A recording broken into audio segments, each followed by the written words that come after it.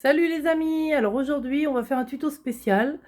C'est pour répondre à la question de ma petite sœur qui voulait savoir comment on pouvait avoir pour les fêtes un rôti de porc qui soit pas sec, qui soit même très bon en bouche, que on puisse couper presque à la petite fourchette. Donc il y a des petits tuyaux et puis je vais vous les révéler aujourd'hui.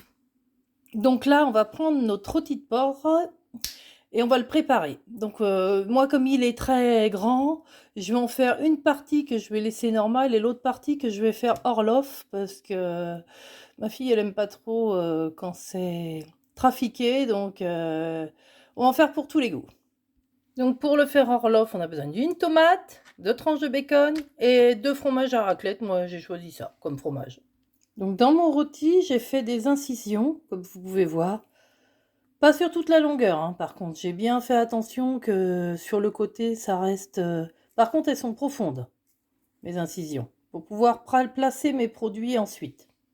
Je coupe ma tomate en tranches. Je glisse une tranche de tomate dans chaque fente. Je vais faire la même chose pour le bacon et le fromage. Et voilà! Ensuite, je vais me faire une petite marinade avec de l'huile et ceci qu'on va mélanger ensemble pour me imbiber un peu le porc pour lui donner le goût. Et j'applique au pinceau. J'en mets bien partout. Surtout la partie où il n'y a pas eu de Orloff.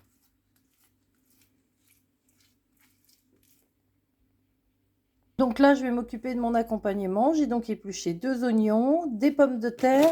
Et pour la gourmandise, je vais me rajouter des châtaignes que j'ai épluchées et ramassées moi-même. Parce que c'est trop bon. Donc dans un plat, j'ai coupé tous mes petits éléments en petits dés. Vous voyez, même les châtaignes sont dessous. Et là, on va rajouter une demi-cuillère à soupe d'huile. Voilà, hop. Une pincée de gros sel et un tout petit peu de paprika. Et là, maintenant, j'ai tout mélangé de façon uniforme. Donc dans un plat, je prends et vous vous rappelez, j'avais fait mon mélange pour la viande, et ben je vais graisser mon plat avec mon mélange de la viande. Dans le fond, je vais y mettre mon mélange de légumes que je vais bien mettre un peu partout. Voilà. Et je laisse un petit espace pour pouvoir y placer ma viande. Donc voilà. Et maintenant, je vais vous dévoiler mon ingrédient secret.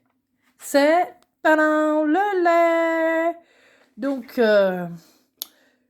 pour avoir un rôti qui va être bien moelleux, on va se faire un mélange de 2 tiers, 1 tiers avec du lait. Donc, on va mettre 700 grammes, voire 750 grammes de lait pour 250 grammes d'eau. Donc voilà, ma préparation est faite. Donc maintenant, je vais la verser dans le plat. Alors, il faudra peut-être en refaire d'autres après, on verra, parce qu'il faut que ça couvre les pommes de terre. Eh ben non, c'est parfait, parce que l'eau va être bue par les pommes de terre et le lait va permettre au porc de se réimprégner. Au lieu de sécher, il va s'imprégner de son humidité et du coup, il va pas se réduire. Donc je rajoute un tout petit peu de sel sur ma viande et ça part au four. Et voilà, notre rôti est cuit. Puis comme vous voyez, il est parfait. On va l'ouvrir un peu pour voir. Vous voyez, cuit avec le lait, du coup, il est tout tendre. Ça va se manger tout seul. Donc ben voilà les amis, j'espère que le tuto vous aura servi pour vous faire des bons repas de Noël si vous voulez vous faire des recettes avec du rôti de porc à Noël. Et puis ben surtout à vos fourneaux. Et puis n'oubliez pas de me rejoindre sur ma chaîne Samacook sur YouTube. Bisous à tous!